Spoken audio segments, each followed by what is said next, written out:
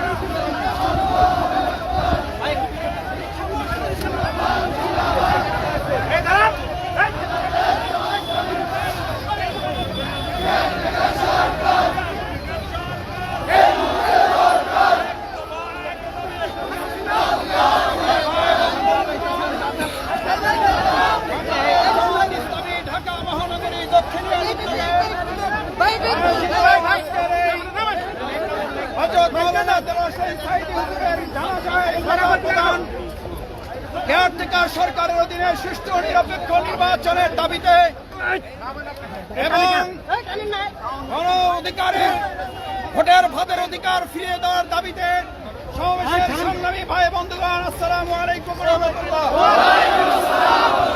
ভাই এবং বন্ধুগণ, বাংলাদেশ জামায়াত ইসলামী নায়েবে আমির শহীদ আল্লামা দেলোয়ার হোসেন সাঈদী হুজুরের জানাজায় বাধা প্রদান করে গোটা পৃথিবীতে এক ন্যাক্কারজনক ইতিহাস সৃষ্টি করেছে। জামায়াত ইসলামীকে এভাবে শেষ করা যাবে না। জামায়াত ইসলামী তার কয়েক শতগুণ শক্তি নিয়ে জনগণের অধিকার আদায় করবে। সংগ্রামী ভাই এবং বন্ধুগণ, আমরা একই সাথে জনগণের ভোটের এবং ভাতের অধিকার আদায়ের আন্দোলনে জনগণের সাথে নিয়ে আগামী দিনে তত্ত্বাবধায়ক সরকারের মাধ্যমে নির্বাচন ছাড়া এদেশের এই নির্বাচনের লক্ষ্যে জনগণকে রাজপথে নেমে আসার উদাত্ত আহ্বান জানাচ্ছে। এই ভোটের অধিকার কোন জামাতের শুধু নয়, কোন দলের দাবি নয়, এটা জনগণের দাবি। এই দাবি আদায়ে জনগণকে রাজপথে আসতে হবে। আপনাদের সাথে আগামী দিনে জনগণের ভোটের এবং ভাতের অধিকার আদায়ের আন্দোলনে সবাইকে রাজপথে ভূমিকা পালন করার জন্য কি আপনারা প্রস্তুত আছেন? ভাই এবং বন্ধুগণ, বাংলাদেশ জামায়াত ইসলামী নেতৃবৃন্দকে কারাগারে আটকে রেখেছেন তাদেরকে মুক্তির ব্যবস্থা করুন। আমিরে জামাতকে মুক্তি দিন, জেনারেলকে মুক্তি দিন, আমাদের রফিকুল ইসলাম খান ভাইকে মুক্তি দিন। আমরা আমাদের নেতৃবৃন্দকে মুক্ত করে দেশের গণতন্ত্র, ভোটের এবং ভাতের অধিকার আদায়ের আন্দোলনে অগ্রণী ভূমিকা রাখার জন্য রাজপথে জীবন দিতে আপনারা প্রস্তুত আছেন?